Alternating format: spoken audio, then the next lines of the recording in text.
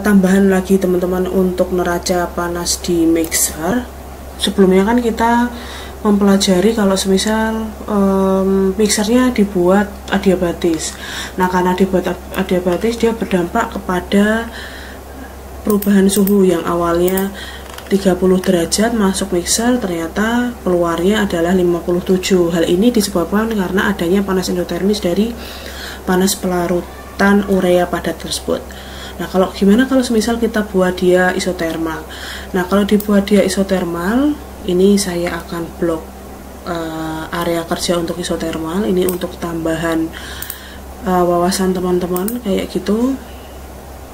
Saya kasih blok pink ya, biru ya. Nah, kalau panas bedanya, kalau adiabatis kan T operasinya kita golsik, tetapi kalau isotermal T operasi ini sudah kita pasang seperti itu. Namanya aja isotermal ya, maka panas masuk, suhu masuk akan sama dengan suhu keluar, sehingga suhu keluarnya pun juga 30 derajat seperti itu. Nah, sehingga Q4 yang awalnya kita nggak tahu, kita akhirnya jika semisal kita pakai mixernya isotermal, Q ini kita sudah ketahui angkanya karena kita sudah tahu T-nya yang 30. Sehingga Q4 atau panas larutan keluaran mixer adalah 44.524 kJ.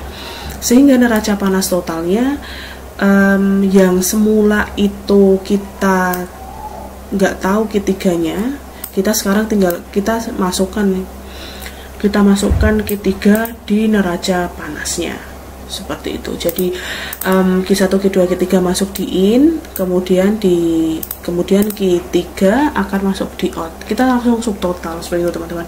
Nah, subtotalnya di sini 29.000, sedangkan Q-out-nya 4.527, maka otomatis teman-teman membutuhkan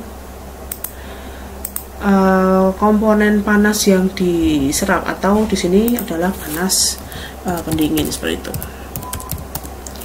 Jadi beban pendingin kalian adalah 24.000. Hal ini cukup masuk akal karena kalau semisal kita nggak isotermal, ternyata dia suhunya 57 naik seperti itu. Tetapi karena kita pengen keluaran mixer ini dibuat 30, maka otomatis kita butuh media pendingin untuk mendinginkan panas dengan delta 27 derajat ini seperti itu. Sehingga untuk mengetahui berapa beban pendingin sama persis untuk menghitung kondensor cooler dan di reaktor kemarin gitu ya, bahwa beban pendinginnya kita tahu 24.000 dari selisih neraca panas.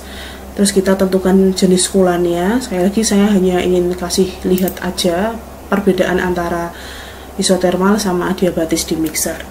Nah, kita pakai contoh coolant air pendingin aja, karena memang yang paling common untuk jadi coolant di reaktor, mixer ataupun heat exchangers itu adalah air pendingin dengan profil suhu masuk 30 dan keluar jelas 50 derajat. Seperti itu. Kalau coolant, maka sekali lagi teman-teman harus mencari entalpi dari pelarutnya tersebut.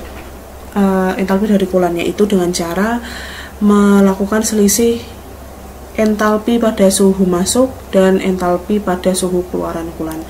Ketemunya adalah 1505,53. Di sini masih dalam kilojoule per mol. Maaf, kilojoule per kilomol, maka kita ubah ke kilojoule per kilogram karena yang akan kita tinjau di situ adalah dalam kilojoule per kilogram. Sehingga massa pendingin di sini, air yang harus kalian umpankan ke mixer untuk tetap menjaga suhu di 30 derajat Celcius adalah tinggal kita bagi antara beban pendinginnya 24.605,48 kJ per jam dengan entalpi pendinginnya 27.099 kJ per kilogram, sehingga massa pendinginnya adalah 0,91 kg per jam. Perhitungan perbandingan ini baik nggak cuma di mixer aja tetapi di semua alat proses seperti itu teman-teman.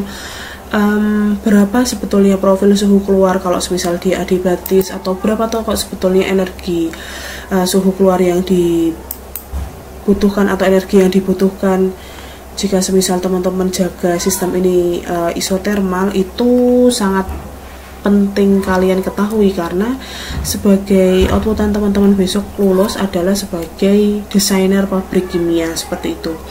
Dengan mengetahui analisis neraca panas, maka kalian bisa menentukan energi untuk dibuat adiabatis atau isotermal ini itu manakah yang lebih efisien terhadap proses industri pabrik kalian seperti itu. Jika semisal ternyata keluaran mixer ini, setelah mixer kan biasanya, karena mixer adalah salah satu alat untuk pretreatment bahan baku, biasanya keluaran mixer adalah reaktor gitu. Nah, jika semisal reaktor ini efektif di suhu sekitaran 70 derajat, 80 derajat atau di atasnya 60 derajat, maka sepertinya tidak efisien seperti itu dari sisi energi jika semisal teman-teman buat secara isotermal.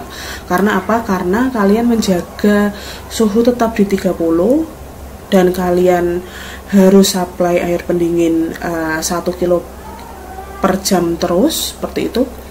Padahal ternyata jika semisal kalian pasang secara adiabatis, suhu kalian cukup keluarnya cukup tinggi nih, 57 derajat Celcius.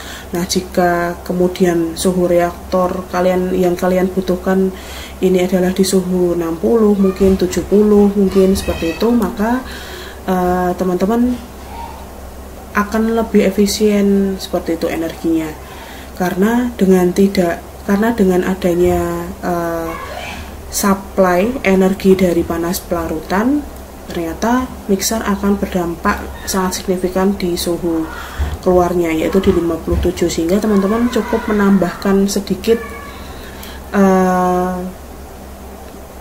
beban pendingin gitu, beban pemanas kayak gitu di dalam mixer ini, sehingga jauh lebih efisien kayak gitu daripada kalian buat isotermal di 30, sama-sama masuk sama keluarnya di 30 seperti itu. Nah, sebaliknya jika semisal keluar hasil mixer ini akan dimasukkan ke reaktor, semisal reaktor gitu ya, reaktornya ternyata suhunya juga lempeng-lempeng aja seperti itu, jadi di 30 derajat juga sama dengan kondisi ruangan, maka penggunaan atau pemilihan proses secara isotermal jauh lebih baik dibandingkan kita membuat mixer ini secara adiabatis seperti itu, karena outputannya dijaga 30 dengan hanya mengeluarkan pendingin 0,9 kg per jam. Seperti itu nanti pendekatan yang akan kalian temui pas TA. Jadi NP di sini sangat penting untuk kalian ketahui untuk intinya bisa membandingkan kayak gitu deh, yang manakah yang paling efisien secara energi, dan nanti karena outputannya nanti akan kepada efisiensi ekonomi dari pabrik tersebut.